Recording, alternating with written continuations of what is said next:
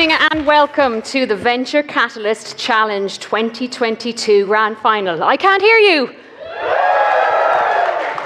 I'm your host, Anne-Marie Tomczak, and tonight we are promising you a really exciting evening.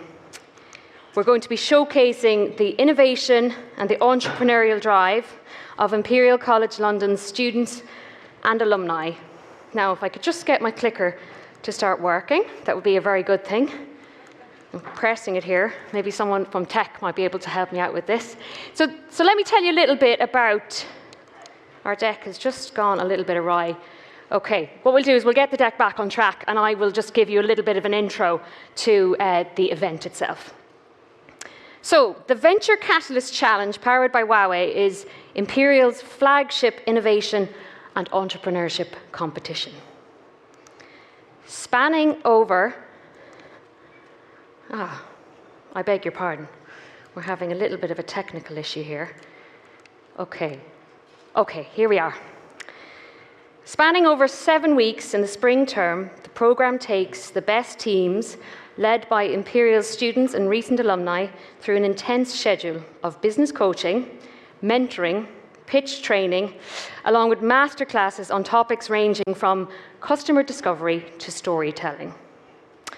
Now, the program is built around 5 sector-specific tracks to ensure that the best projects from across the college can access the support and the industry-specific expertise available through the Venture Catalyst Challenge. This year, 184 teams applied to be part of the program, and 25 of these were selected back in January to take part. Last week, all 25 competed in the semi-final heats, leaving us with 5 finalists that are competing tonight.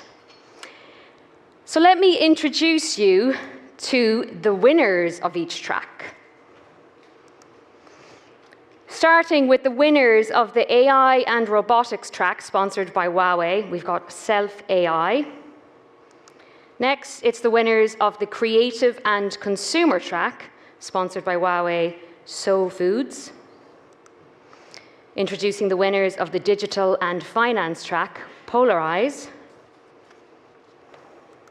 And the winners of the Energy and Environment Track, Flexi. Both the Digital and Finance and the Energy and Environment tracks were made possible through philanthropy, and we want to take a moment to thank our donors for their generosity. A big thank you.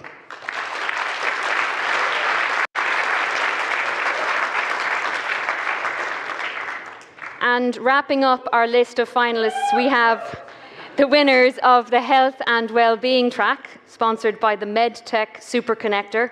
Give it up for Dot Plot. Welcome to you all.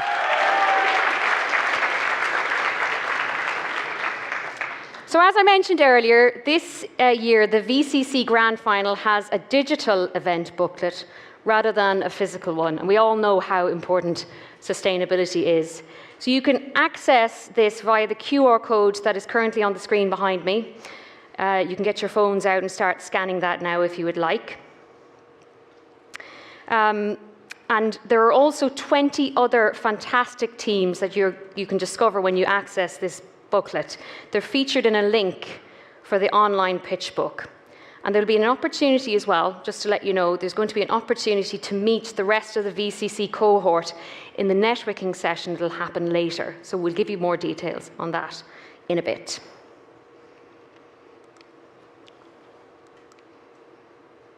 So, if you're watching these pitches tonight and feeling really inspired and wondering, how can I take part in something like this? I'd love to get involved. I'd love to be part of a team and come up with a concept and bring it through to a brilliant idea that you can bring out into the real world. Well, these are the 2 people that you want to have on your radar. Ben Mumby-Croft, who is the director of the Enterprise Lab, and Sarah Ranchev-Hale, the head of programs and partnerships at the Enterprise Lab.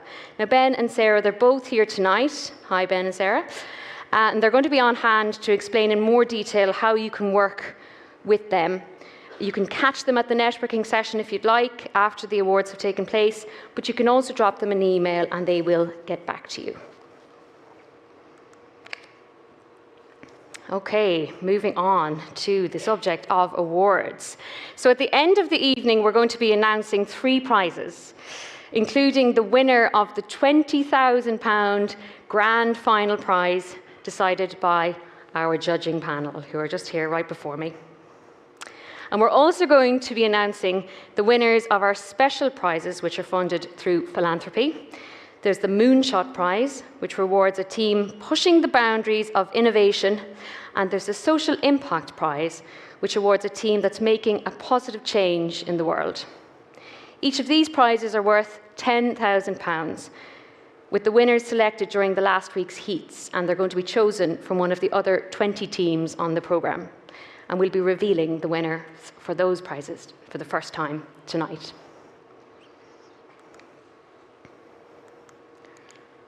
Okay, now on to the judges. Before we kick off, I want to introduce you to our amazing and esteemed judging panel. Hello, judges. We're delighted to have such an experienced panel with us this evening from a variety of backgrounds in science and industry. Please welcome Professor Mary Ryan, Imperial's Interim Vice Provost for Research and Enterprise.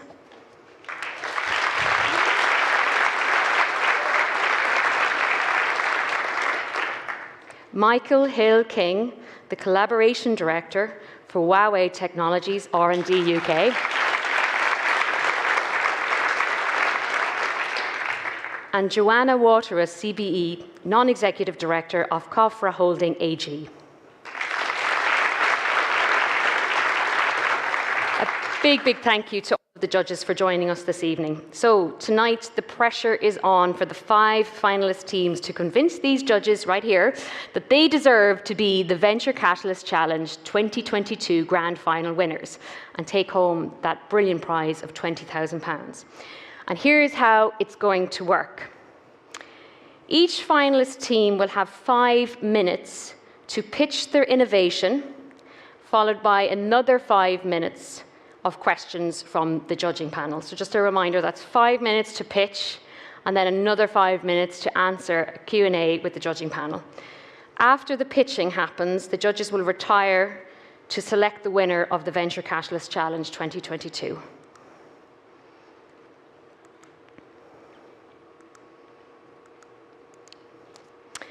So while the judges are off making their decision, we're going to be joined by a very special guest, the CEO of Humanizing Autonomy, Maya Pindeus.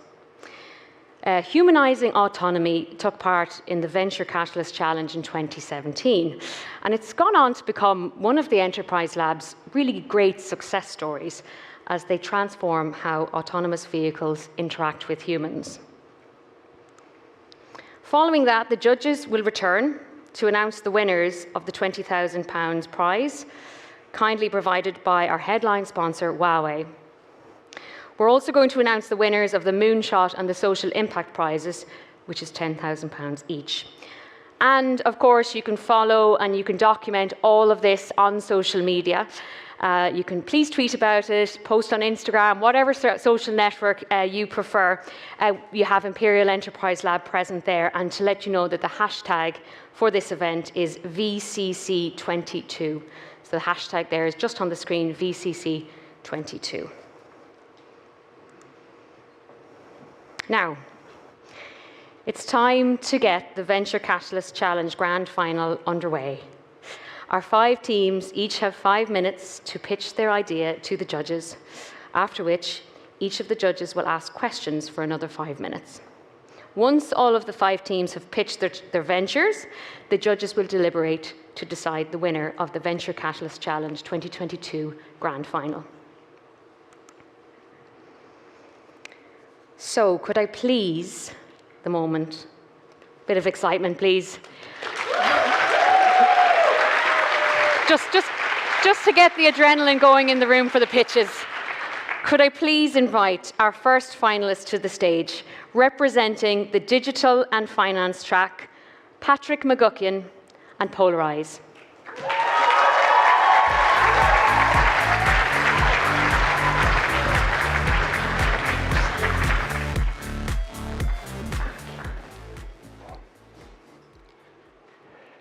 You all probably have one of these, and you might be starting to get just a little bit suspicious about it, noticing that it seems to show you things you just spoke about for the very first time. Is it listening? The truth is, the way technology learns about you is far more sophisticated than simply listening to what you say. Even if you sit in silence, the data that this device collects can be used to infer your alcohol intake, your emotional state, and your fitness level. And what's more, all those devices you may have in your home, smart lights, smart TVs, smart speakers, whatever, they're all pulling the same trick. Amazon has a patent that allows them to infer your physical and mental health just with the tone of your voice. And those 50-page privacy policies that realistically none of us read, they allow them to sell this information. Imagine what your insurer or bank could do with it. The problem we have is how can we see what sensitive information we're giving away? And how can we do something about it? We've been working on this problem for the last 2 years, and we're incredibly excited to announce our product. Polarize is the first subscription service that allows you to see and control what sensitive information your devices reveal. Clicker's broken. Can I have some help? Is there a spare one? Oh, we're grand. For a monthly fee, we tunnel all the data from your home and personal devices to our advanced depth network. There we predict what sensitive information they may be revealing. Oh. All these predictions are displayed in our app, allowing you to see all your privacy threats together in one place. And with just a tap, you can stop a specific piece of information from leaving your network and getting into the wrong hands. Our technology is nearly ready to go. We plan on beta testing it this summer, and will launch by the end of September 2023. And by this point, based off the growth rates of VPN companies, we expect to have 10,000 monthly users. But our product is designed for the 130 million people in Europe and North America who have multiple home and personal devices. But fundamentally, every one of the 6.5 billion smartphone users around the world should be worried about their privacy. As more of their lives become connected, the demand for products like ours will surely explode. But it's incredible to be an optimistic co-founder, but even we know we're probably not going to go between 0 and 6.5 billion users overnight. So based off our early customer discovery, we've chosen to target 25 to 35-year-olds living in cities as our first market. And if we can reach this market, we're confident they'll choose us, because Polarize is fundamentally unique, being the only product that allows users to see and control what sensitive information their device and service are revealing. Oliver and I have worked together in every university project, and previously co-founded 2 technology companies. When we first learned about the privacy problem 2 years ago, we knew if we could focus the latter half of our master's degree to it, we could make a serious impact. And our board of advisors gives us almost all the expertise we need to make a success. Dr. David Boyle is an expert in the privacy of cyber-physical systems at Imperial College London. Dr. Nira Van Zalk, also Imperial, is a design psychologist, helping us target and position Polarize. Richard Farley is a prolific technology investor, and as of today, we've onboarded Ali Shah, ex-head of technology policy at the Information Commissioner's office. But our board, like almost everything else you've seen today, didn't exist at the start of VCC. Over the last 2 months, we've built websites, hands out leaflets, run Instagram ad campaigns, and so much more, all while continuing to develop our technology and engage with the experts at Imperial Systems and Algorithms Lab and the Information Commissioner's office. But it's been our customer discovery that's been by far the most exciting. Since January, we've conducted 27 interviews with people we don't know from all around the world. Their insights has allowed us to create a product with a value proposition that is so strong, they feel they can't live without it. And the results are clear. 80% of those interviews said they wanted to buy our product. And having spent the immense grand total of £50 on our Instagram advertising campaign, we've achieved twice the industry average click-through rate and signed up nearly 70 beta testers. With the help of VCC, we've put together a clear funding, IP, hiring, legal, and rollout strategy, and we now intend on seed funding at the end of this year. The generous £10,000 grant will allow us to fund a beta test with 40 users to test our technology and value proposition in the wild. But a further £20,000 will allow us to supercharge our application, fundamentally proving and protecting our product by expanding our user beta to 100 users and patenting our back-end technology. So VCC support today will truly make Polarize possible. So, with smart homes, smartphones, and soon the metaverse making computing ever more integrated into our lives, big tech companies will be even more able to exploit us. No one should have their right to privacy taken away by big tech. And with your help today, Polarize will make sure of that.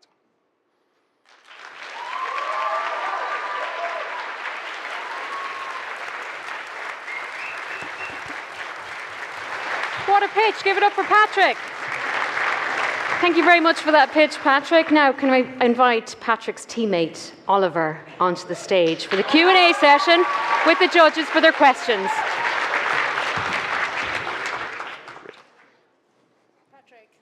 Patrick, hello? Can you hear me? Just about. Just about. Maybe I need to get really close. I Very do need good. to get really close.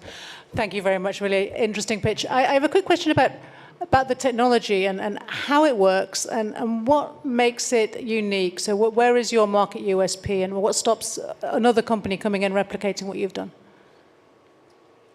Yeah, so I mean, we can't exactly tell you how it works just based on the fact that we would like to protect it, but we can give a very oversimplified analogy that might help give some Well, I'd like to know if it's protectable.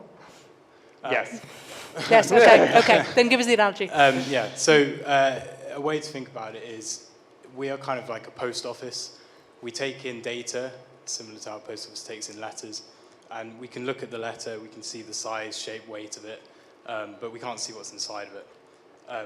And so from that size and shape and from where it's come from, we can roughly build a picture of what might be inside that letter. And so if you tell us, I don't want any of my health records to go out, we can, from our picture and maybe guess that it's a health records, stop that from being sent out. I mean, that's an analogy. Do you want to mention on IP? Yeah, so on the IP strategy, essentially what we can do is we've spoken to the IP lawyer that VCC provided, his name was Mark, and when we described our overall system architecture, he saw it as something that could be patentable, that was very patentable technology. And when I was working at Dyson over the summer, I made a similar sort of systemic patent that allows you to sort of patent how a technology roughly works. So we're confident that that technology can be fundamentally protected, and that would help us maintain the USP of being the only service that allows you to see and block specific inferences from leaving your network. Okay, and maybe could I ask a slightly cynical question around, so you're saying we can't trust big tech with our data, but we can trust you. How do you create that? How do you create that kind of ethos for your company that is trustworthy? It's a very good question, and fundamentally the biggest risk, or one of the biggest risks of our company is we need to maintain that user trust. We're right in the center of the data network, and if we wanted to, theoretically, we could abuse that. But fundamentally, as Oliver described, we can't see the data. The data you're sending between, I don't know, say an Amazon Alexa or an Amazon service is entirely encrypted, so we can't read it. And even if one day we came up with some incredible technology that could break encryption, why would we do that? We're charging people an amount of money every month for our service, and we could make 20p on top of that if we sold it, but then realistically it's going to get out, and I'm sure everyone here would probably agree they would be unsubscribing if they got out that we were selling their information. Okay, thank you. I'll hand it to Joanna. Thank you. Two quick questions. GDPR, how have you thought about navigating through that? So we were fortunately enough, we had a meeting with Ali Shah, who's now on our advisory board, who was head of technology policy at the Information Commission's office. And fundamentally, because we're not making specific inferences about what would be described as personal information, so that's age, sex, gender, that sort of stuff, we don't need to be, the way our product works, we're not getting this information. So we're not breaking any specific GDPR laws. But we do see it as a huge opportunity, which he highlighted to us today, that we can predict if another manufacturer's device is leaking that information. So we can highlight that to them and sort of kind of get them on that journey to being fundamentally secure, because it's a nightmare of a web of law for them to kind of fight through. Distribution. I'm going to buy an app. I'm going to subscribe to your app, and I'm going to get it. I happen to be an Android person. I'm going to get it through Google Play on my Google phone. If it was on my iPhone, I'm going to get it. I don't think the distribution players here are going to be excited about this. How do you deal with the fact that all of the incumbents have huge vested interests to stop you. Well, it's funny enough, when we spoke to the VCC IP lawyer, the first thing he said was potentially the best thing that could ever happen to you is you get sued by Facebook. Facebook's doing this like brand new privacy startup, and it would just be fantastic marketing for us. But fundamentally, we've checked. I mean, Ollie, you worked in an app rollout at a fintech company 6 months ago. We're not breaking any specific App Store, Google Play Store rules. And if we relaunch our product, then all of a sudden they change the law, or the rules that allow us to launch it, that strikes me as an incredible marketing opportunity to say, look how terrified it is what we're doing. This is fundamental proof. You have to own it. So I would say that would potentially be the best thing that could happen to us. Okay. Michael? Hi, Patrick. Hi. Let's see, try again. Hi, Patrick. Hi, Oliver. I was just wondering where this was sitting in the software stack, but then you gave a hint that it might be based on traffic analysis. Can you comment on those two things, please? And so how do you mean by where it sits in the stack? Well, is it an app itself, or is it something where you're going to modify the OS? No. So essentially the way it works is it has a structure very similar to a VPN server. Is up. And I'll leave Your you there. time is and up, it will and we always want to be make the process as fair for everyone as possible. If you can say it in like 10 seconds, go for it, but if not, time is up. Talk to me at the end and I'll...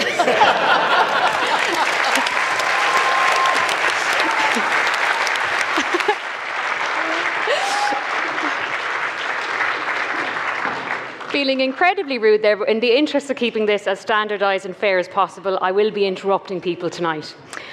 Okay, so well done to Polarize. Now, can I introduce our second team, inviting them up onto the stage. Please give some noise for the team that's representing the AI and Robotics Track.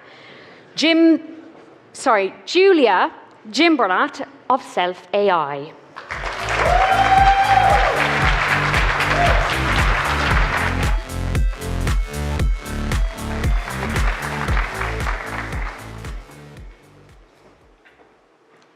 Good evening, everyone. My name is Julia, and I'm a co-founder of Self AI. And our mission is to automate quality control in the food trading industry. I'm a bioengineer by training, but I grew up in the food trading industry. And together with my brother and co-founder, we understood the challenges and the impact that the food trading industry has in the food that we eat every day. For example, did you know that half of the food that you ate today actually came from another country outside of the UK? And in order to get to you, it had to travel through a huge value chain that took several months and spanned multiple countries. And it probably traveled in one of these shipping containers.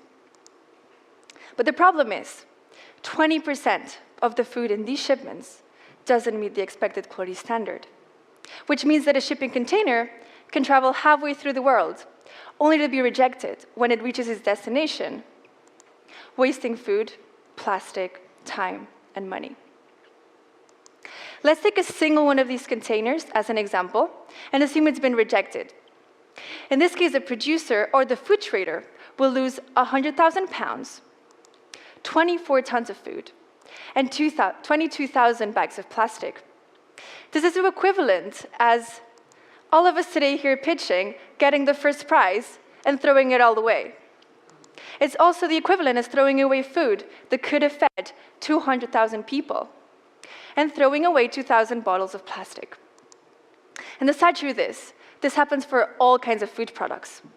But let's look at scallop as an example, and let's go into one of these production plants that we visited as part of our market research in Peru.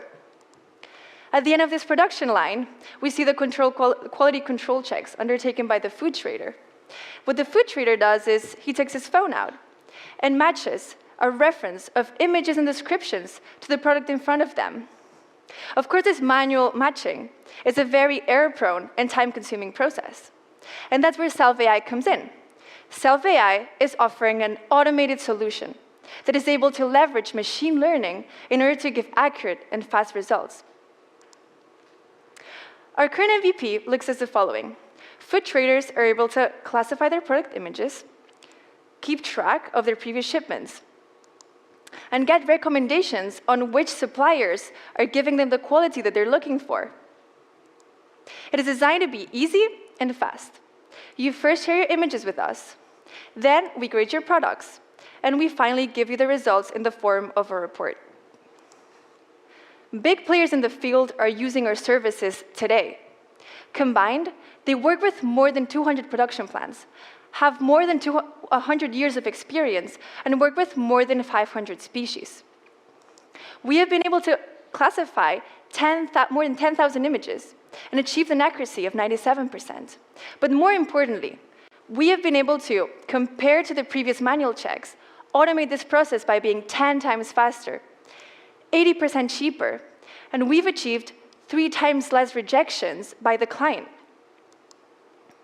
Beyond that, we have also spoken to more than 50 other companies in the field to understand the market's needs.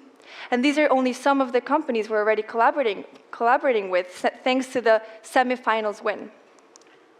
And there's more to come because Salve taps into a 24 billion food industry, which is the UK export market.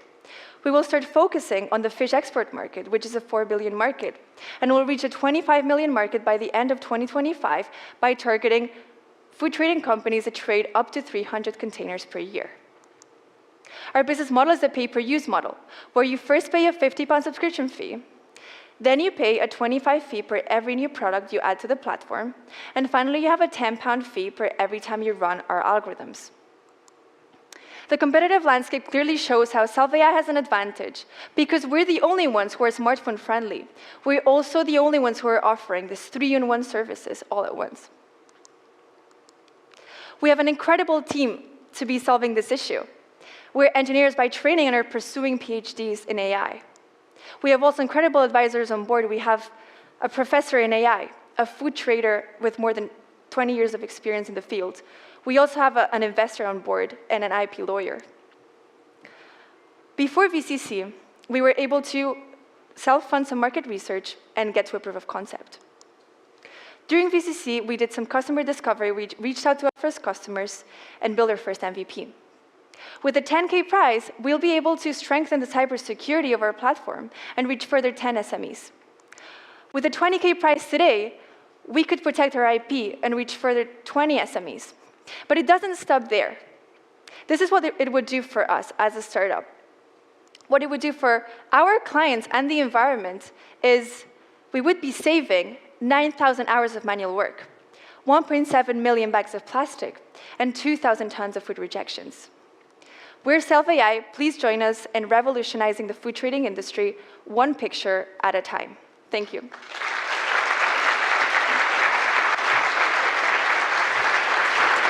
Well done, Julia, Self-AI. Now, can I invite Julia's teammates to come onto the stage for the Q&A session with the judges. Please give them a loud welcome.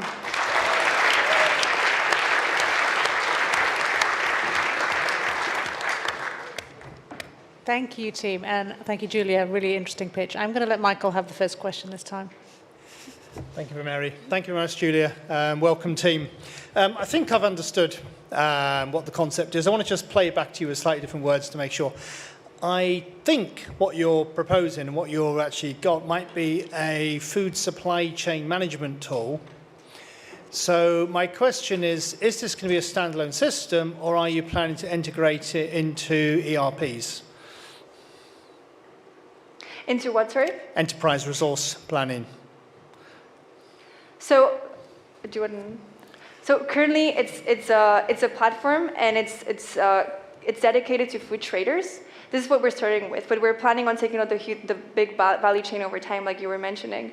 So ideally, we want to unify quality control, as each one of these players in the value chain is doing different quality checks. So the producer does one kind of check, the trader does another one, and so that's how you get to rejections, because people have different standards.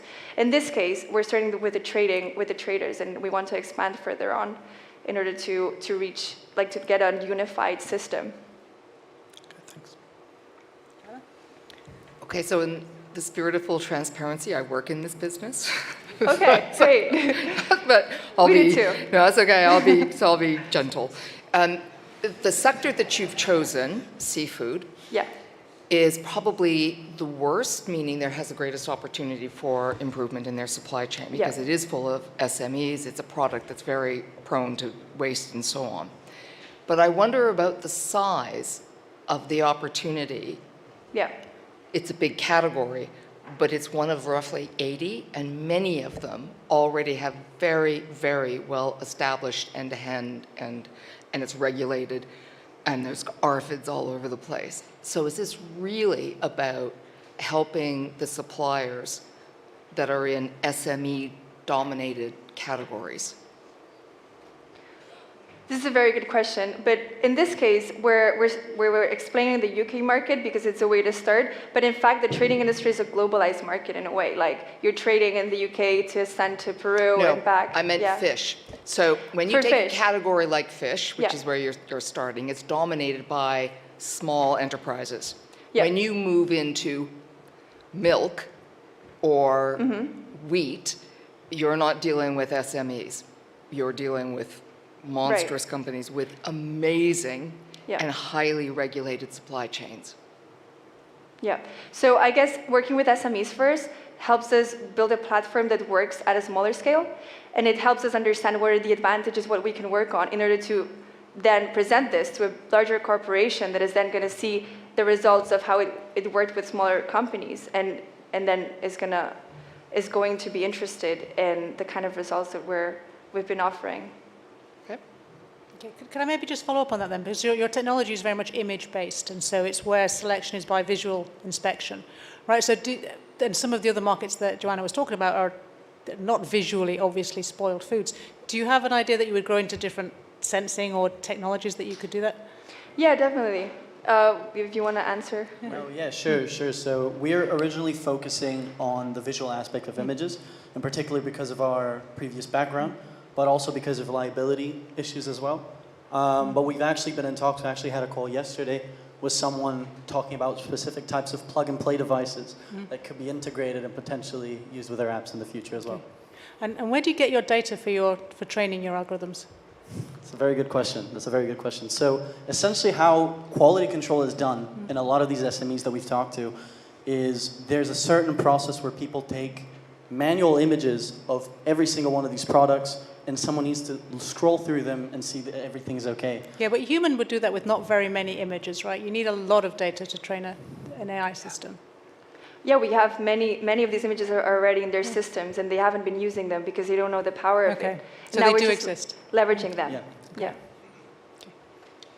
Yep, and we've got time to come back, which is great. Did you think about a completely different market as well, which strikes me as you're at home, you had something in the fridge, you're not quite sure if it's fresh, scan it with your phone, is it good, is it not good? I've heard it before, but this is completely different. B2B, we're thinking larger scale. This would be like one apple. Here we're talking 10 tons of apples. Larger scale than 8 billion people? This 8 billion people actually eat from whatever came from this, right? So I'm hoping that this will catch it before it gets to you. That's the point. Thank you. Can I maybe just follow up on that then? So you talked about reducing food waste. Can I ask them very quickly? Okay. Are you not just shifting the point at which the food is rejected, rather than getting rid of food waste? I didn't catch that. Okay. Can you repeat that? So you're changing it. The food is rejected either at the point before distribution or the point of arrival. So it depends. Whoever's doing the checks, maybe it's a producer, maybe it's a trader, maybe it's a distributor. Everyone does their checks, and it can be rejected in any of those points, and it has to be. All right, we better stop what she's going to tell us off. But okay. We'd love to discuss it further with you later. To be discussed, to be continued. Thank you very much to the Self-AI team.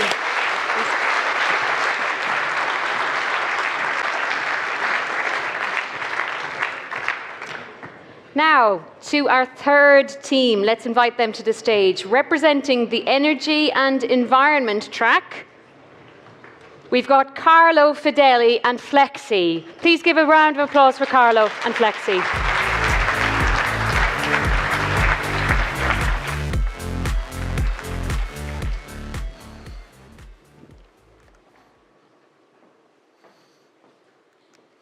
Good evening, everyone. My name is Carlo, and I am the CEO and co-founder of Flexi. We have developed a biomaterial which can replace single-use plastic that is so natural that you can even eat it. Now, let me tell you all about how we will revolutionize the bioplastic industry. Every year, we generate 380 million tons of plastic waste. And this number is already huge. It's actually predicted to double by 2034 to 760 million tons. And with the global recycling rate being just about 7%, this means that a lot of this plastic actually ends up being leaked into nature. Take, for example, the oceans, where every year, 12 million tons of plastic make their ways into the ocean and reefs around the world. And as these biodegrade over time, they actually become microplastics that make their way up the food chain. This means that as you eat seafood, you may be eating as much as 1 credit card worth of plastic every month. It's gross. And this is not just a health problem, it's a huge economic problem as well. Globally, the fishery and travel industries lose $16 billion in revenue just because you cannot go on a beach on holiday if it's full of plastic, and similarly, you cannot fish if it's full of plastic in the ocean. And because 95% of plastic is only used once, then thrown away, we're literally throwing away $100 billion of material value every year. And you might think that non-petroleum derived bioplastic could be a good solution for this, but let me tell you, it's not true. They're all derived from food crops. They are in competition with food production, and as they grow, those food crops require scarce resources, such as arable land and fresh water, but then they also need to be assisted with pesticides and fertilizers, and the end result, their bioplastic, is not truly compostable. Ladies and gentlemen, this is why we have developed Flexi. Flexi is a biomaterial, more Flexi, is a biomaterial derived from seaweed, which has the potential to replace single-use flexible plastic packaging in both food and non-food applications. Our patent-pending formulation is transparent and heat-sealable. In essence, we are a seamless solution to plastic pollution. Flexi is totally home compostable. It will degrade in soil, marine environment, and freshwater systems within 8 to 12 weeks. We are the home compostable solution to plastic pollution, and as I mentioned, it's so natural you can even eat it. The market for this is huge. As you might expect, single-use flexible plastic packaging globally represents a $100 billion market. And in the UK, it's a £5 billion market. There's roughly a 70 to 30% split between food and non-food applications, which means that we will go into non-food first because it's less regulated. Hence, locally in the UK, we have a £1.2 billion market opportunity to tap into. The environment we work in is very complex, which is why all I want to tell you is we will license the IP on the machinery and the formulations that we're developing to existing plastic producers so they can integrate it into their existing portfolio of offering of companies. By doing this, we can have a rapid uptake of the material on the market without having to go into the intensive capex and timely costs of setting up industrial facilities. We are the only bioplastic from seaweed startup out there who actually uses 100% seaweed-based material, which doesn't contain any sort of terrestrial cellulose or artificial reinforcements within it. We also use red seaweed rather than brown seaweed, which means that we tap into a much larger pool of raw material, which makes us more scalable in the long run. Since starting last April, we have talked to a lot of market players, and since starting VCC just 7 weeks ago, we have talked to 8 different plastic manufacturers, 7 different contract packaging companies, 6 large FMCG groups, and 3 machinery manufacturers. This has deepened our customer discovery and gained us a lot of market validation. We are now in talks with 3 different material testing labs who will help us develop the material. We're in talks with different academic and commercial entities to help us further our tech development. And we have talked with companies, 5 of them have given us letters of intents, one of which we're very excited about because it actually turned into a paid pilot starting next month. We have carved a clear path to go to market by the end of next year, and we plan to increase our team size with a fundraise this summer. The team so far being composed of Thibaut, my co-founder, acting as CTO with a background in material science and engineering, and myself acting as CEO with a background in management. We are also followed by a group of strategy advisors and R&D advisors to complement our knowledge. And so far, we have won the 10,000 pounds of our VCC heat in the Energy and Environment track. This will follow roughly over 3 months and will allow us to go through different rounds of testing with the material labs I just mentioned. However, should we win the grand final tonight, we will win a total of 30,000 pounds. This would be totally transformative money for us. It will allow us to undertake a co-founded joint industry partnership project with the ICAST, which is a joint project which is actually funded by the UKRI, so it's also government-backed. It will last 9 months, and throughout this project, we will essentially be able to carry out roughly 90% of our R&D and end up with a commercially viable product, thus boosting our R&D considerably. We're Flexi, and we're here to redefine bioplastics. Now help us on our journey.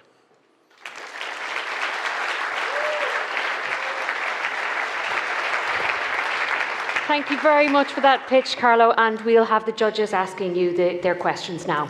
I just want to, can I? Yeah. You brought a prop, you've got to share it. Yeah. Thank you. Do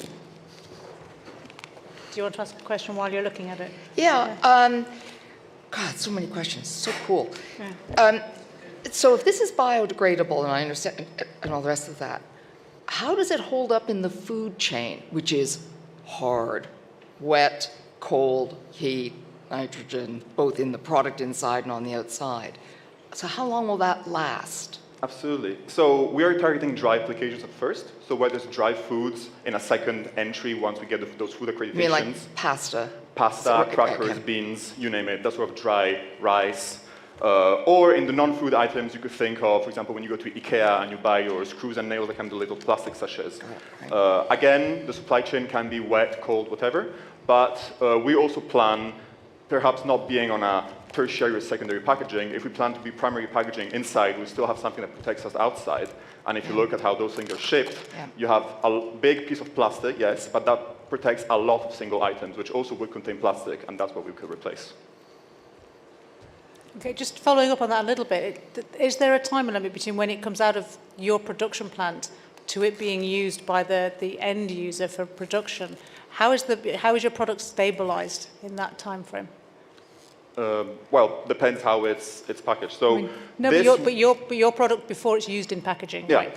So ideally, our product will come in rolls of plastic that can then be loaded up on existing packaging handling machines, and so there's a seamless transition there.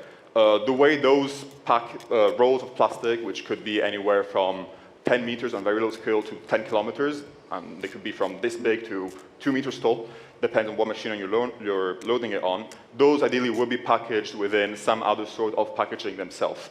I agree that there is plastic on the outside of that to protect it, of course. But if you look at what's happening right now, you have that sort of shrink wrap on the outside, and you have kilometers of plastic inside. And if we can keep that little wrap outside, but still change all the kilometers of wrapping inside to our material, then we are having a considerable impact. Okay. So my other question was around your the seaweed resource in the first place. So where is that coming from, and how scalable is your model? If you're taking a natural product, where is it growing? Are you gonna disturb an ecosystem to harvest? Where is that piece? So we're not harvesting in the wild, or the seaweed is actually cultivated. It's cultivated in a sort of a aquaculture environment on the beach, and so we're not disturbing any sort of natural environment. In fact, seaweed cultivation promotes a healthy natural environment because where there is seaweed, there is fish, and where there's fish, there's larger fish that come over, so it actually promotes underwater ecosystems. Okay, and how much area do you need for your product? And I'm just thinking about, you talked about some rather big scale-ups. It seems like a lot of space. So right now, the seaweed is mostly cultivated in Southeast Asian countries, so Indonesia and the Philippines being the two big ones. And they have a lot of coastal surface where they grow it. As it stands today, the seaweed production would allow us to produce 2 million tons of plastic. However, the seaweed industry is predicted to double in size within the next 7 years, and it has been doing so within the past 15 years. So it's a predictable exponential increase. So it's likely that that capacity will increase.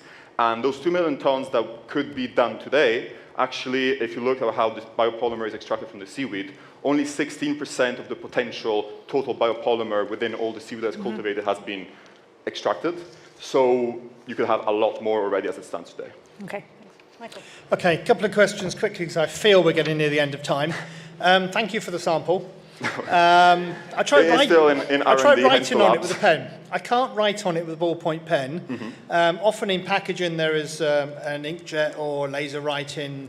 What plans do you have for the packaging company to do labeling on this particular material? So we have done tests at home on a very low scale with the printers we have in the office, basically. So as you know, there's two kinds of office printers. There's the laser jets and the inkjets. When it comes to laser printing, it works very well as sort of a toner system. And that is the kind of system that is also used in industry. So we're good on that. Okay, good. My next question is completely unrelated, which is I think you said there was an 8 to 10 week decomposition process. 8 to 12, yes. Yeah. Now, if you look at the current supply chain for plastics in packaging, from the formulation date when it's put on a roll and sent to the packaging company to when it ends up in the shop to when it ends up at the customer, how long is that currently? So you must not confuse the decomposition time with the shelf life of the material itself. Decomposition is triggered by three main things, those being microbial activity, oxygen presence, and moisture presence. And of course, the warmer it is, the faster everything happens. Until the material is protected, it has a shelf life, I'm not going to say indefinite, but we have samples that are staying in our lab since last summer and they're still going strong. Once the material gets in contact with those triggers, they will start the decomposition process that then takes those weeks. Okay, Carlos, thank you very much, and Flexi. And thank you to the judges for their brilliant questions. Thank you. Now, let's invite our fourth team to the stage. Representing the Health and Wellbeing track, please give a very warm welcome to Shefali, Bora, and Dotplot.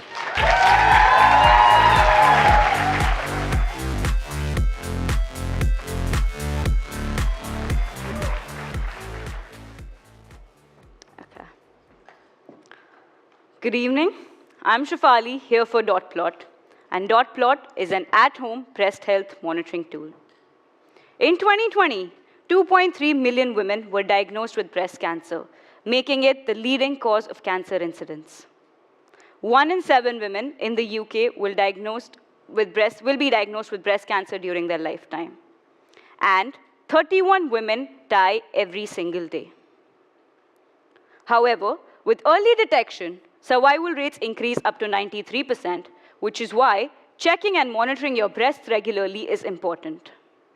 Unfortunately, the only form of guidance we have out there are pamphlets and demonstrations, all proposing different methods, which has led me and several other women being confused, misled, and overwhelmed by the amount of information that is out there. This is where Dotplot comes in. Dotplot is a patent-pending technology that guides you through your self-check. It is a combination of a hardware and software that uses acoustic sound classification in order to locate, read, and record breast health data on a monthly basis. We do so by taking in your general health information, including your menstrual cycle, as well as building a torso using your bra size, breast shape, and 3 simple lines that you draw to rescale the baseline model, from each collarbone to each nipple, and then nipple to nipple. All of this without use of any single camera. Oh. Sorry, but the clicker is not working. Yeah. As you do the check, we make sure that all the areas are covered using our AI-powered positioning system. Post that, confused. We offer monthly comparisons by comparing the monthly data that we've collected.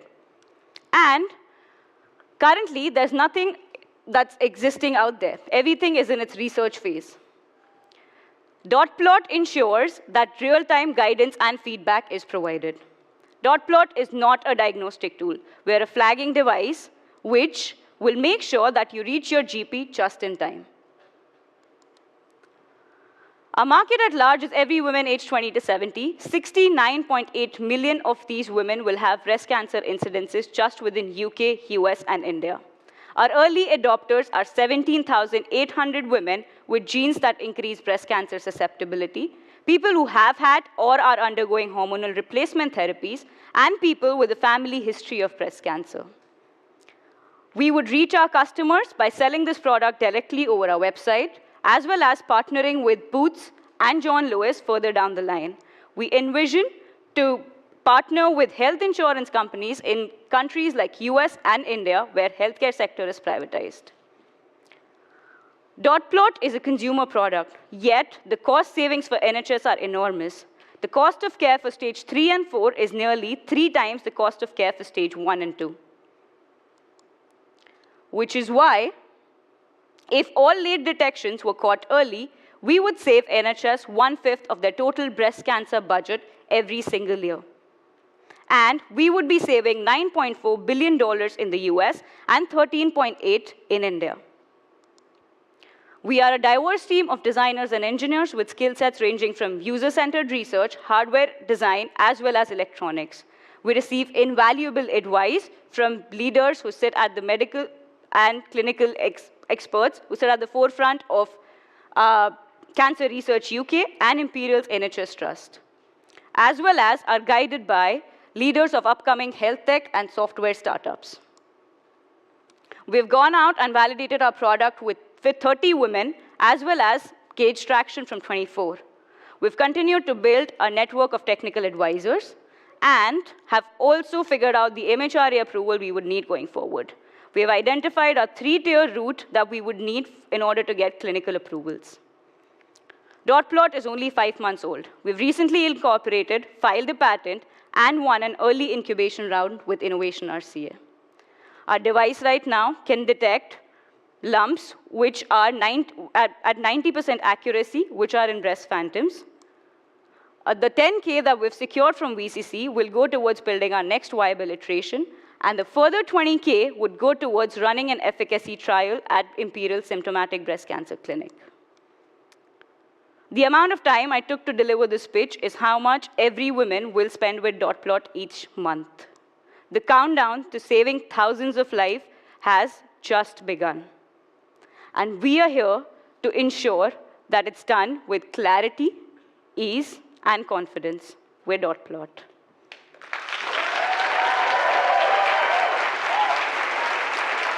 Shefali and Dot-plot, well done. Thank you for that presentation. Now, can I invite Shefali's teammates onto the stage to answer some questions from the judges, please?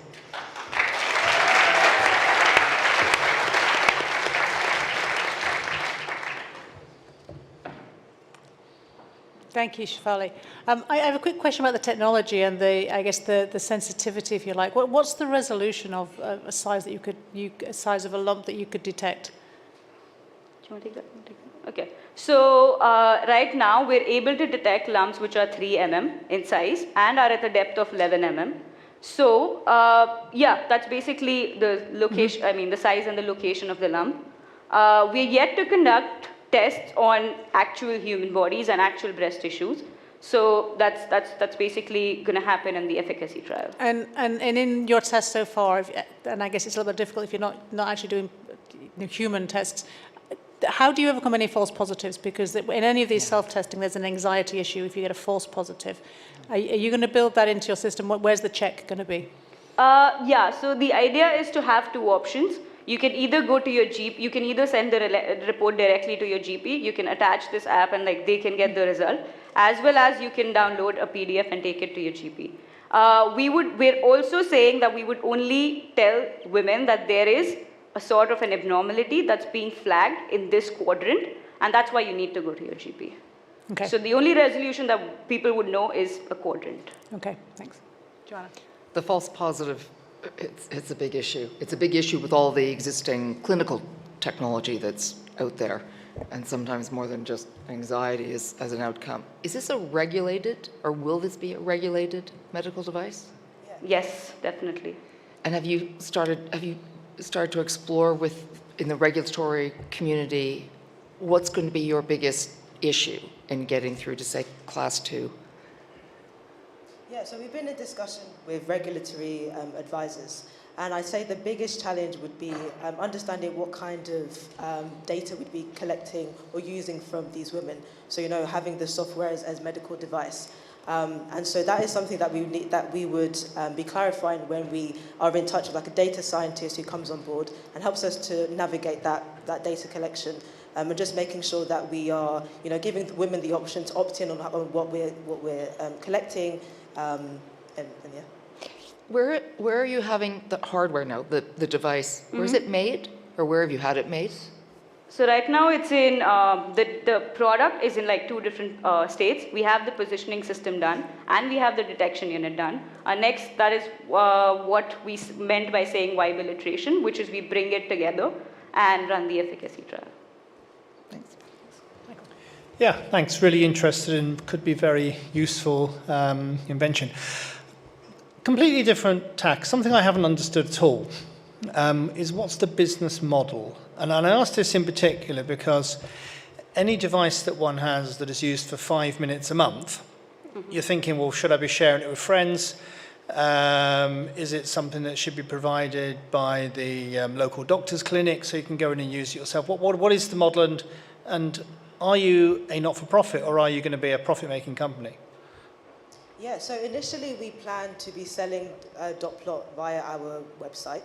And then hopefully once we've gained enough users and customers, we are hoping to be partnering with pharmacies and stores like Boots and John Lewis. And we are a one-time, dot plot would be a one-time purchase that you would make.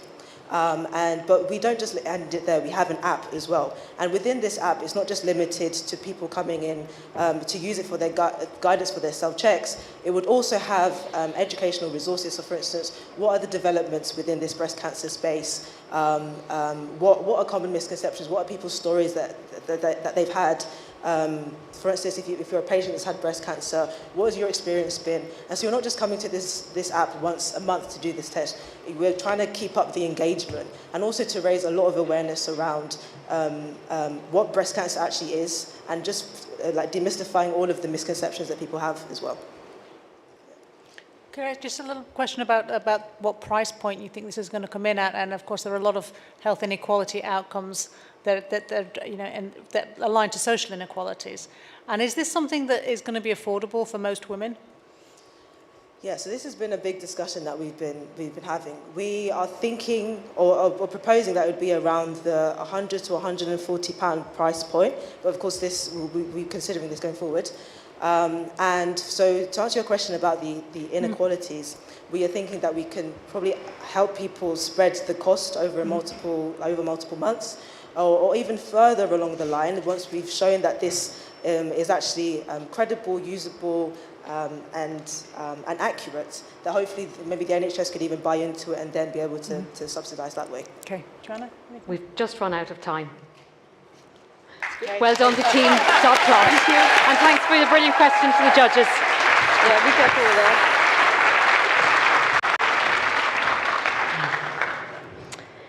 Okay, our fifth and final team, please come onto the stage representing the creative and consumer track. Please welcome Dan, Tung and So Foods.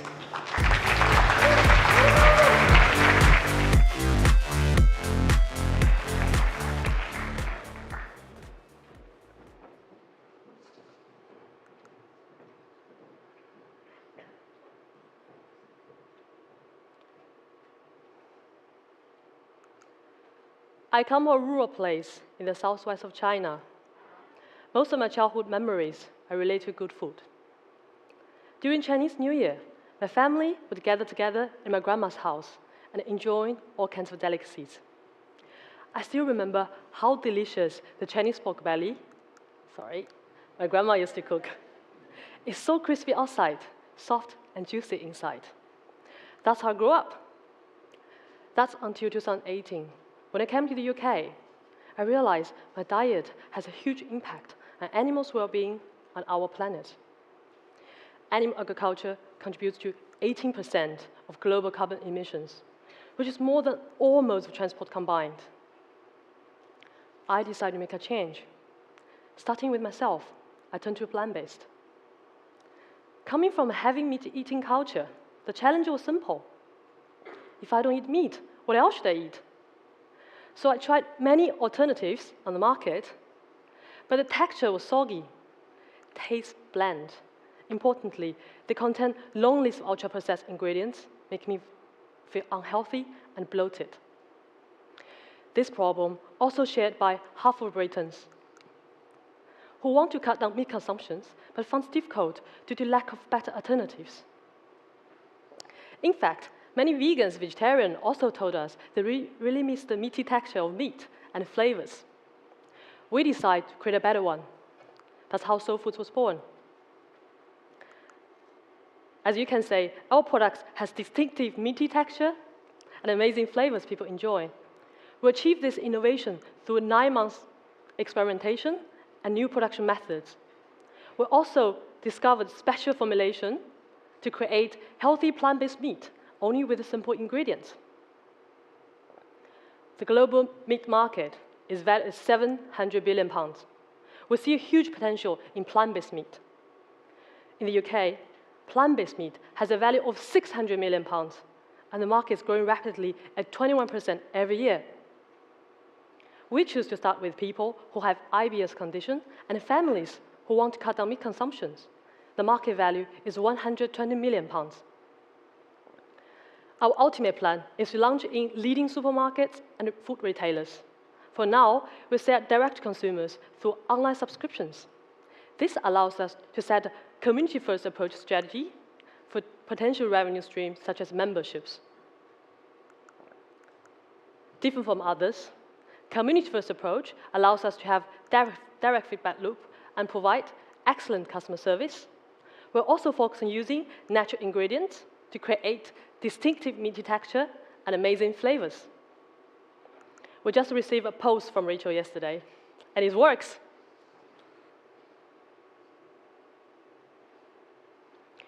We also received over 50 five-star reviews for our online customer experience. In the last 9 months, we have spoken with more than 6,000 people in the vegan markets across UK and sold 5,000 products. Our online subscriptions has 19% retention rate with a monthly recurring revenue of £1,000. In total, we achieved £30,000 revenue with zero spending marketing. I am a self-taught plant-based chef, and Satya is a self-taught programmer. We met at the college during our masters. Both of us have experience in fundraising and building startups.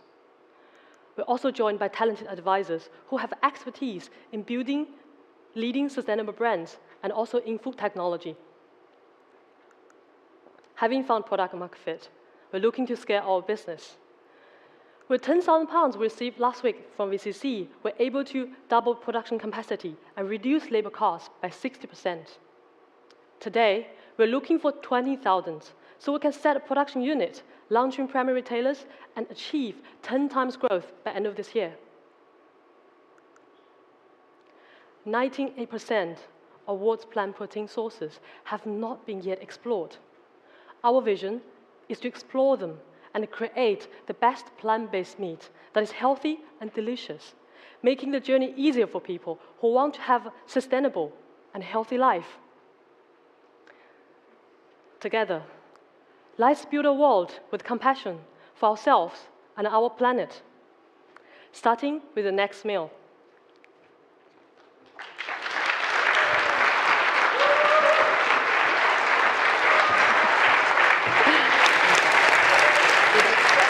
Thank you very much for that pitch, Dan, of Soul Foods. And I believe that the judges are getting to sample something, which I'm very jealous about. Can we invite Dan's teammate onto the stage for the Q&A and to answer judges' questions? Sorry, before that, I just want to say one last thing. So we have a special offer for VCC exclusive.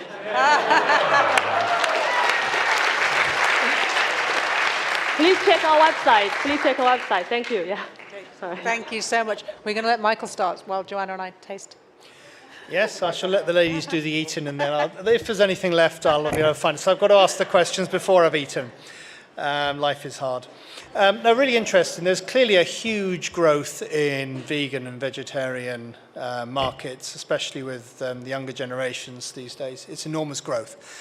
And I imagine there's quite a few companies who are also trying to get their foot in the door and, of course, be able to get to a size where you can do it yourselves and you can have your own kitchen, your own little factory and have a small market is fine. So you have a ma and pa type business. But scaling, like corn and the other guy you mentioned, that is the real challenge. So what's your plan for scale up? So yeah, I mean, currently we produce all our products by ourselves. It's just me and Dan. So our biggest challenge is actually scaling, and that's what we plan to address in the future.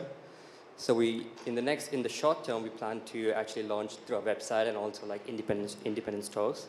But to scale up, we will use the funding raised by VCC today and recruit potentially product managers in the future and also logistics managers. And we also have advisors who have expertise in like leading vegan cheese in the UK, so we actually get advice from them and how to scale them. So we're still deciding whether to outsource the production or to keep it in-source, because we can patent the formulation and also the actual production methods. And that's something we're actually deliberating on a day-to-day basis. So yeah, that's a good question you have to ask, and we yeah, we need a lot of help and expertise for that. And if I can follow up on that, because it's related to scale up, is when you're not paying yourselves a salary, it's easy to make money. But when you start to scale, you've got to live off it. What does your financial model look like? So we currently sell through our subscriptions, and we go to like markets and sell one-off. And we plan to raise funding in the future. The reason why we didn't raise funding at the moment because we actually want to get a product market fit before we could go to the investor, and so that we can, so the investors know a good idea of how what's the product like and what's different from other people. And anything else you want to add? I think come back to your questions, like for scaling part, it's one point. It's because we're trying to build our own manufacturing. That's why I raised the 20,000 to have a small production unit and to hire our own people to keep the trade secret and also potentially to patent the production methods. But if you, in terms of build a huge manufacturing, we need to raise a lot of money for sure. But that allows to have distinguished, USP from any other like supermarket brands, because as you might know, that all the big brands come from 1 or 2 manufacturing in the UK, but that means every brand's going to taste the same. So that's why we're trying to go that way to build our production unit and try to scale from there. Yeah. Thank you. Okay, I guess just following on from that, quite often when you scale up a formulation to a full industrial scale, the actual formulation doesn't survive, right? And so one of your USPs is this minimum number of components and natural components. Is your model just to stay relatively small, replicated? Or do you see a way where you can translate your formulation into larger scale? We do believe it can be replicated because we are working with a food scientist who is part of LSPU who helps us. So at the moment we have around like 14 days of shelf life, and we have known brands that can do around 6 months of shelf life without adding any additives or chemicals. So using either gas flushing or vacuum packaging, that's something we want to explore around. Okay. And yeah, but like I said earlier, we would get help from mentors and also advisors who could onboard us. Okay, and I can confirm it is delicious. Thank you. It's very nice. It's very tasty. 40 days of shelf life is 14, sorry, not 14. 14. 14 because it's a fresh produce. 2 weeks, yeah. So it has to be refrigerated? Yes. Correct. And if it's not refrigerated, is it like meat? It goes off very rapidly. So it's okay for up to a day to be outside, but not like 35 degrees, but like this climate, it's okay, definitely for a day. That's a logistics challenge. And the 2 leading players are, one is soy-based in their core protein, the other is pea. What's your core protein? I know it's only got 5 ingredients. It is soybeans, but so the protein source is actually not the big thing, but it's about how do you create the mouthfeel, texture and the mouthfeel. So you could use the same protein source, like even like Marks & Spencer, Sainsbury's, or any other brand, they still use soybeans or pea proteins. But it's actually how do you incorporate the formulation, the flavors, and also the mouthfeel, which is the key. So the manufacturing process is actually the magic sauce. It's not the ingredients or the formula per se. For now, but like I said, there's plenty to be explored in the future that we have not yet explored. In the future, if you can build a database of plants and what kind of properties they have, that could be something that it will be hard for other players to do so. And Soul Foods, you've just run out of time. Thank you very much to the judges. Thanks for your questions. And a big round of applause to all of the 5 teams who pitched and answered questions today. Now, my friends from AV are just going to come up and fix a little cable here so nobody trips over it, including myself. Okay, so with the pitches finished, it's time for the judges to deliberate. And how brilliant were all of the questions from the judges. Can we please have a round of applause for our judges?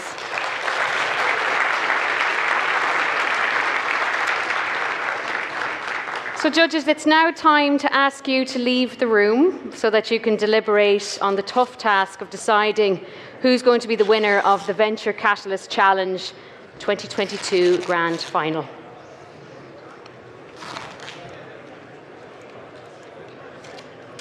Okay, so while the judges are leaving, if we can just have a little bit of hush, please. While the judges are leaving, and they're going to go off and deliberate, we've got a fantastic speaker who I want to introduce you to tonight. Her name is Maya Pindeus, and she's the CEO of Humanizing Autonomy. Now, Maya envisions a world in which technology is built around people and it has a positive impact on humans and society. and with a deep passion for human-machine interactions. She's an architect, she's a designer, she's an engineer. She holds degrees from Imperial College London and the Royal College of Art. She was awarded Forbes 30 Under 30, and she contributes to the World Economic Forum. Is there anything Maya can't do? She's also with various industry alliances. So please join me, everyone, in giving Maya a very warm welcome.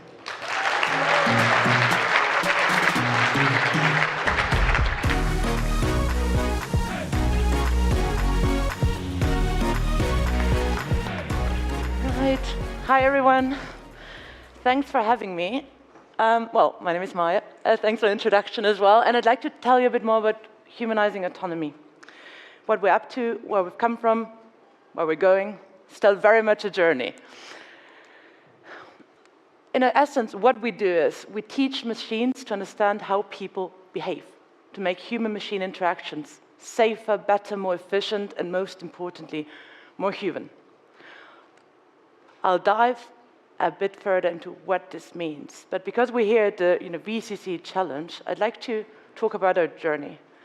How we got from the first time formulating our vision to now being a VC-backed, growing company. And one thing that I really love while putting slides and together and thinking what I'm going to talk about tonight is that revisiting the decks and the presentations from 2017 when we were part of the VCC Challenge and looking at the current customer-facing or investor-facing decks, the vision is very much the same. I was very pleased to see that. So maybe let's kick off with how it started. So I was part of innovation design engineering at the RCA in Imperial, together with Runak and Leslie, who you see here in the background. I think the only thing that changed, I'd like to say, is that Runak has grown a beard since he's a CTO as well, so it's important. Leslie is our Chief Product Officer. The three of us founded Humanizing Autonomy together. And it started as a group project, as a research project at IDE, like I think many VCC candidates and VCC groups. When we entered the VCC Challenge, we called ourselves Blink. Subtitle, Humanizing Autonomy. And what we've done there is to really look at, well, autonomous vehicles were at their peak hype there. 2016, 2017, the whole world thought we'll all drive around in autonomous vehicles by 2020, 2019. Well, nothing happened, really, not much, I have to say. And no one was talking about the interaction between people and machines. So as students, as a group of students, we started exploring the nuances of interactions. Whenever we cross the street, we make eye contact with the driver, hand signals, but it's definitely an interaction, particularly in London. And if it's in London, in many, many other cities in the world. And we started exploring gestures, understanding nuances, not just of people's actions and behaviors, and how we can turn this into a database that allows you to have two-way communication with a vehicle, with a robot, with a machine, and with that, create more nuanced interactions, increase safety, increase efficiency. So that was Blink. What we've done back then is that we built a small database as part of our time at Imperial. We've also built a prototype, and this prototype allowed us to really interact with it. Hand gestures, different nuances, different behaviors, and so on. And with this prototype, we're part of the VCC Challenge. We called it Blink, Humanizing Autonomy, and I remember the conversation where we just didn't know what to call it. I think everyone founding a startup has probably the same problem. You want something short, snappy, I know that is recognizable. We didn't like Blink, so we just decided, well, just call the startup what we want it to be and to do, and that's Humanizing Autonomy. So we just chose probably one of the longest names you can choose for a company, which is still sometimes a struggle, particularly with the S and the Z when working with the US and so on. But it does it says what we wanted to do. We want to humanize autonomy, and we want to increase and improve how machines interact with people across any environments. So, since 2017, I'll talk a bit more about the further journey a bit later, but we've actually fast forward 5 years, 2022, and we've really scaled and changed the prototype and the small data set, the algorithms, initial algorithm we've had back then, into a computer vision platform, into a computer vision software that is ethical and is able to extract insight and nuances about people's behaviors from every video, and gauge and infer how people interact with various environments. We've started in the mobility space, have really started working with car companies, telematics, insurance, and anywhere where there's video and where there's camera in cities. We've built the software in a way that it can really work with any video sensor, and most importantly, with most of the chips that are around here. Whoever builds deep learning or AI models will know that it is very, very difficult to scale your models from large GPUs to something economical, cheap, that can really get into people's hands. And that has been a really, really big focus for us, making sure that we scale the technology down, that we can run on smartphone chips, we can run on really low power chips, but we also can overcome chips at all and plug in over the cloud. And that has really opened up a variety of application solutions for us. So wherever there's a video feed, we can feed our algorithms in there, and we can essentially either predict what people are likely to do and how they're likely to interact with the environment. So for an example, a truck driving through a city, enhancing the vision of a driver by being able to predict whether a pedestrian or a cyclist is likely to have an incident, a collision in real time, or a guided vehicle in a factory. Same thing, being able to make sure that the interaction with the workers is safe and it can prevent any hazards around machinery.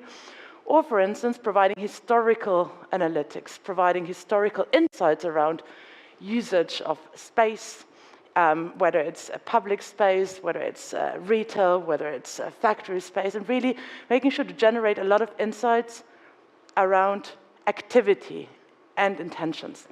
And it's all serving this vision as safer, more pleasant, and more human-centric world, and making sure that if we create AI that is adopted at scale, it needs to be human-centric, it needs to be ethical, it needs to be privacy-preserving, it needs to generate insights around people in order to make the interaction better, and that's what it should be serving.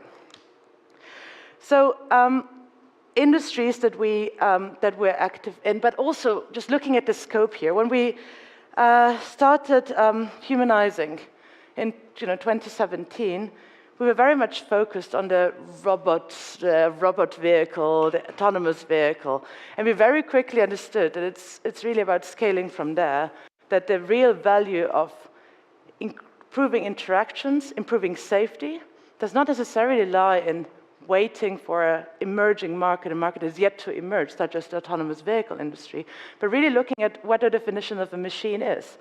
And our definition of a machine is really any sensor or anything that is capable of sensing and of receiving and software, essentially, analytics. So when you broaden this definition of a machine, it really is around, yes, automotive and driver systems, making sure that working, enhancing the vision of drivers and increasing safety, increasing Vision Zero goals that most cities in the world have committed to, decreasing pedestrian. The other thing, city and infrastructure, increasing safety again around city, public zones, plants and manufacturing, and most increasingly home robotics as well, supply chain. And what we're really excited about is also the mixed reality. In a nutshell, what we do is really understand and extract insights and social interactions are people, how people will interact and how people will go. So it's really around a vision that I think was formulated already, when we took part at this very challenge, being the standard of human-machine interactions and making sure that AI, human-centered AI, is implemented in a very, very ethical way. We've since then launched quite a bit. So again, a lot of focus on the city, the value chain in the city. So case studies I'm very, very excited about, for instance, is truck drivers in the US and Mexico actually using our software around New York City and Guadalajara and Mexico City to help them prevent accidents, increase vision around the vehicle, other things like junctions, rail stations, and really CCTV cameras around UK interchanges, being able to help measure activity, help policy planning, help decide, council cities decide where to adapt policy. Very critical during COVID, for instance. Another thing in home robotics, helping AR applications, really understand what the social interaction around an AR fixture, an AR goggle would be, really going into this mixed reality space. And we've been able to land some really, really exciting customers there, both on the partnership side, both on the direct customer side, but really, in a way, serving our vision, improve human-machine interactions in the city value chain and beyond. I took because this is essentially about the journey, I went through some of our team picks this morning, which was actually really nice to see, and just looking at the journey so far. When we were graduating from IDE, or say at Imperial in 2017, we've launched Humanizing Autonomy, took part in the VCC challenge, and had this time which was amazing during the VCC challenge and us graduating, actually, where we're not really a company, or we're not a company, but we had a project, and we treated it as a company, and we went out and did as much user customer testing as possible. We knocked on everyone's doors, no shame, we just, and asking questions, tried to test different propositions. Remember, we had a prototype, we had the software, we were not sure back then whether it's a hardware or software business, or it's a combination. And it was really those 4 or 5 months that we've had that really allowed us test almost in a safe zone, and look at all those different possibilities and iterations to then, okay, no, it's going to be a software. It's going to be a set of algorithms applicable to various environments. And this is then what we took forward. What this allowed us to do is, so we launched in summer 2017, went to the Bay Area, took part in an accelerator, which was amazing, immediately out of university, knocked on more doors. So basically, we spent the whole year knocking on doors. By the time we were sure-ish about the product, we knew what the product would be, we had an early prototype developed, we went for pre-seed funding, essentially raised from angel investors, raised from small VCs that allowed us to hire first engineers, a first team of 5, took a little vault in Somerset House, our very first office, and started working on customer projects. So that was back then pilots, POCs with transportation, OEMs. Daimler was the first customer, which was amazing. That, of course, helped us land the first funding round. Started continuing sailing, and by 2019, we went for our more institutional seed round, $5.3 million, had a team of 12, which we then continued scaling up, and there was already about results of trials, results of pilots, and really starting to build the commercial focus expertise to land production deals, because that's ultimately what we're after, what we really want to embed that software at scale. By 2020, we're at scale up to 28 or 30 people, and we've got our first production deals, which was amazing. Production deals in the supply chain automotive space that brings our software, that's all launched now, into devices that go into trucks, buses, coaches, help increase safety around the vehicle, enhance the vision of the driver. That again helped us accelerate once more, having on one hand an ecosystem of partners, ecosystem of trials, but then the first production is where we knew this is going to be in every device, suppliers selling to trucks. Amazing. 2021, last year, we then got ready for Series A. We raised $12 million, and that was, again, investment goes into team, particularly if you're a software company, scaling the team, scaled to 40 people. And there it was a really, really interesting point. On one hand, we had our first production deals, and it's about replicating it, getting more of these. But it also was very much about getting back to the original vision of the company. What are we here to do? Are we an automotive company? Are we a mobility company? Are we a supply chain company? No, we are a behavior AI company. So we want to build our technology to be horizontally applicable, to be in VR goggles, in construction sites, and in cars, and really going back to that vision. Our Series A helps fund and handle that, and really focus on brand, on the ethical brand that is front and center for our technology, and an adoption of behavior AI. And now we're at 2022, still early on in 2022. So the picture you see here is from our Christmas party, where we got everyone to make terrariums. We got everyone in the team to make terrariums because they're supposed to last a very long time. And I think I was proven wrong. My terrarium is no more, sadly. And this year, it's again about growth. We're about 50 people now, still growing, still hiring at all levels. But there's so many interesting activities going on. On one hand, I say we're early in the journey of a company, right? But it definitely feels more established. It feels more, well, there's we have an established customer base, which 2018 was very, very different. Long-term contracts that are scaling up, finding new ones, hunting new customers, building really partnership initiatives. But also, one thing I'm very excited about, and that's also my design background, I guess, but is also just building the brand. When we started back a few years ago, we were always talking about the global standard for human-machine interactions. What does this even mean, be the global standard? Well, we want to be the stamp of approval. Being able to, a bit like powered by HA, wherever humanizing autonomy behavior is in the device, in the video feed, it's ethical, it's good for people, it's promoting better human-machine interactions. So that's really a long-term vision. How do we get there? How do we build, as an early-stage startup, you don't have a lot of time to invest in a brand. We've done a lot of guerrilla marketing back then. We've been active on blog posts, blowing up LinkedIn, all the things you do.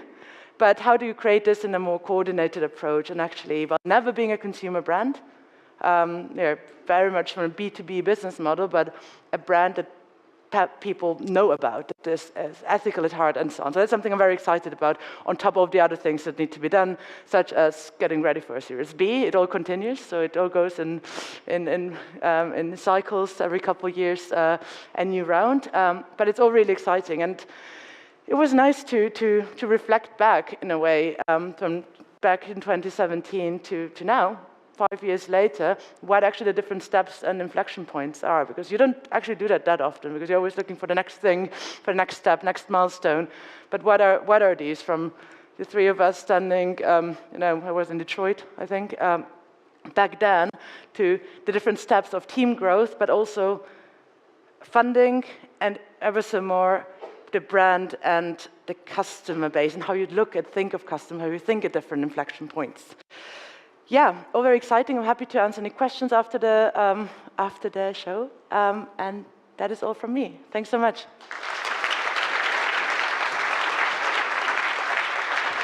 Thank you so much, Maya. How inspiring was Maya? Everyone, please give her a massive round of applause. Thank you so much. Okay. We're soon getting to the moment that we're all waiting for. We're getting to the prizes part of the evening.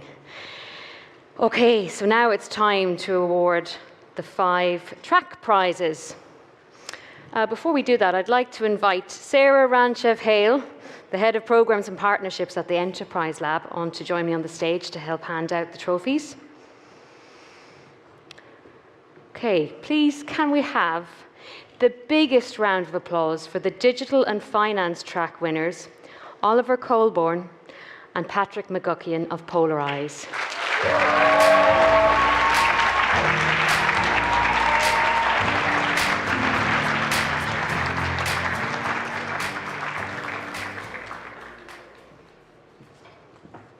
Congrats. Sarah, if you could stay on the stage while we invite the winner of the Energy and Environment track, Carlo Fedeli and Flexi.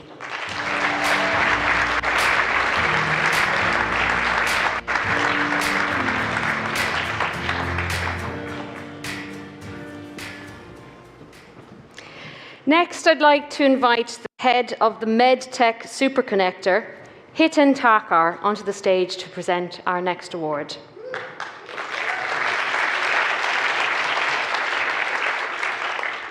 Please, can we have a loud round of applause for our Health and Wellbeing track winners, Shefali Bora and Deborah Babalola from Dot Plot.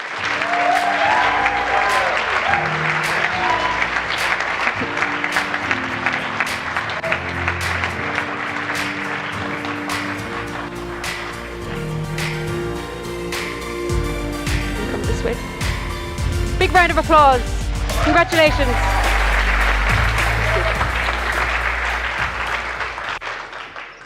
Now, can I please invite Joey Pan from Huawei to the stage, who's going to award our next prize.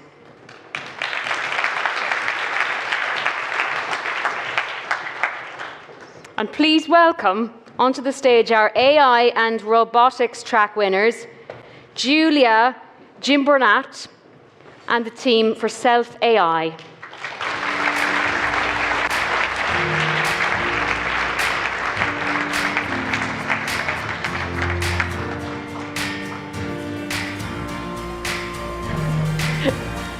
Come through this way. Round of applause, please, for Self AI. Congrats.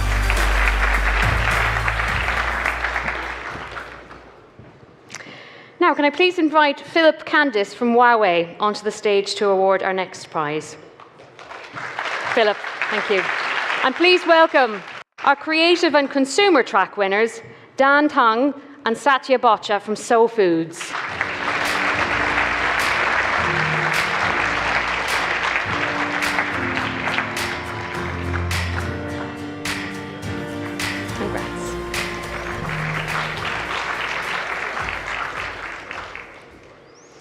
Okay, I think most of our judges have returned, and we are soon going to be ready to announce tonight's winners of the 3 awards that we have up for grabs.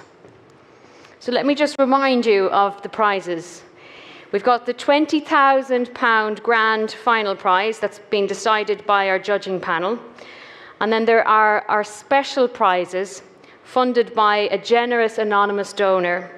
So there's the Moonshot Prize, which rewards a team pushing the boundaries of innovation. And we've also got the Social Impact Prize. That awards a team that's making a positive change in the world. And each of those prizes are worth £10,000. Now, the winners of these prizes were selected during the heats, and they were chosen from the other 20 teams on the programme, which is great because there are lots of winners tonight. And we'll be revealing the winners of those prizes for the very first time tonight. Now, in just a moment, I'm going to hand over to Professor Mary Ryan to announce the grand final prize winners. But first, can I please invite Ben Mumby-Croft, the Director of the Enterprise Lab, on stage to hand out the trophies for the Social Impact and the Moonshot Prizes.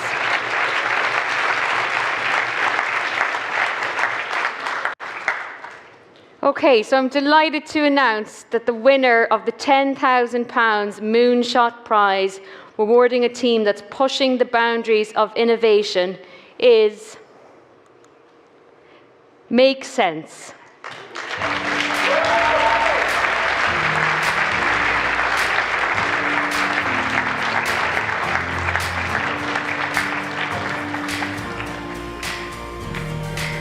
And I'm extremely pleased to announce that the winner of the other £10,000 for the Social Impact Prize, awarding a team that's making a positive change in the world, is Ocean.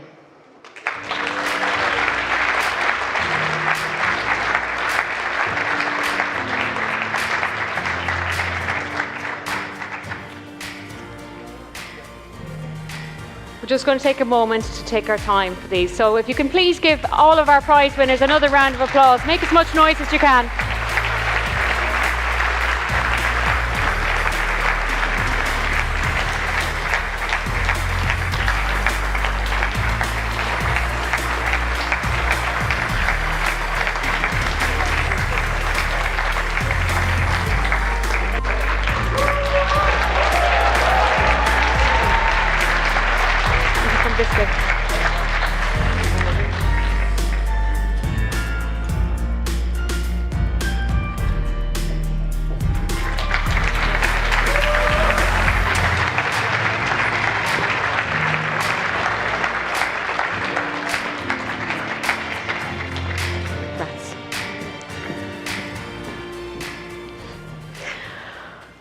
Okay, now I'm really scared of using this clicker in case I click through to the wrong announcement, so I'm being really tentative, so I'm going to rely on the AV team for this part of the evening.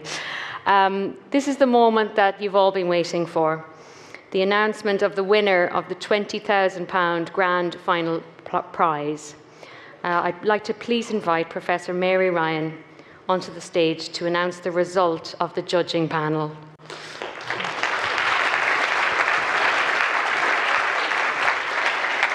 Thank you. And thank you very much, Anne-Marie, for your amazing hosting and for keeping the judges really in line. I know that's never easy. My pleasure. Thank you.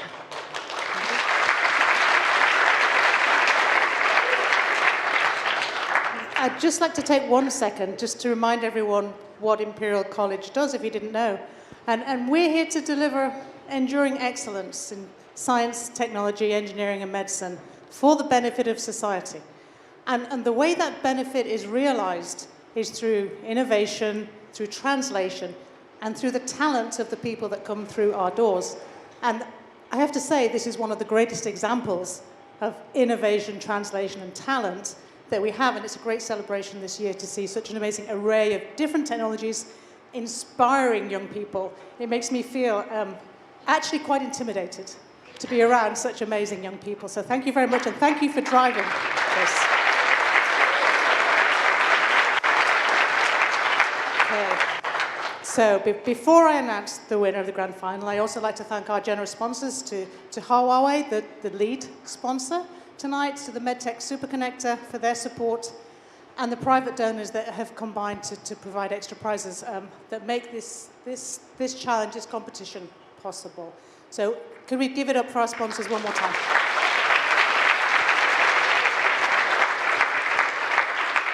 Okay. Now every judge, every chair of judges, every judging panel will say, we had a really hard decision. And we had a really hard decision. Everyone in the room, I think, will agree, each of the presenters here tonight had something unique, had something that made them a worthy winner. And we were looking in the round, so where was the innovation? Where was the potential? Was there a reasonable plan? Where was that impact going to be made? And we did have to come to a final decision, and we have done. But I think you are all amazing, and you've all got potential, and I'm looking forward to seeing you all succeed. Right? I think that is our wish. Already, we do have a winner, and the winner this year, the 2022 Grand Final for Imperial's VCC Prize, I'd like to welcome up on the stage Shefali and Deborah from Dotplot.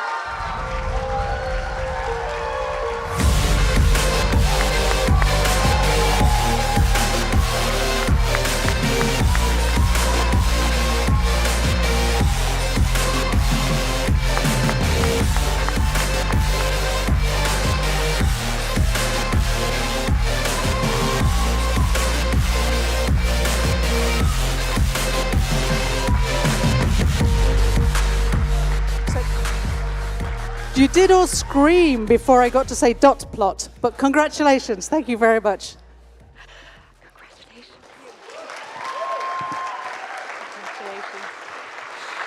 Congratulations. Congratulations, Shefali and Deborah from Dot Plot. Now, what an amazing evening. I think we deserve to do more rounds of applause, and I'm going to go through this big thanks session, so I'm going to expect you all to lift the roof while I'm thanking. There are a lot of people we want to thank this evening. Firstly, can I say a huge thank you to our judges, Professor Mary Ryan, Joanna Waterous, and Michael Hill-King. Please give them a huge round of applause. Thank you.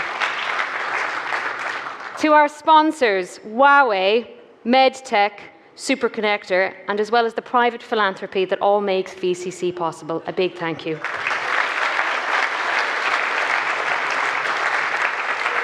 To all of the teams that took part in the competition and to everyone who pitched this evening, I have to say, you are all beyond impressive. It's really incredible to watch. To the organisers of this amazing event, to thank Ben and Sarah. And I actually just want to go off script for a second. And we have a special thank you that we want to give to Ewan and Emily.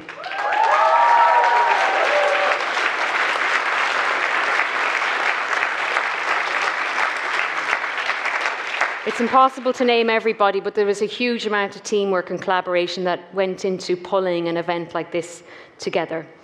And a big thank you to all of you for attending. Now, if you'd like to contact any of the VCC cohort, then now is your chance. We're about to hold a networking session, and downstairs, the rest of the VCC cohort will be exhibiting their ideas, and there's food and drinks there, and both alcoholic and non-alcoholic. You'll be glad to know. And for me, Anne-Marie Tomczak, it's been such a genuine pleasure and a joy to host you tonight. Thank you.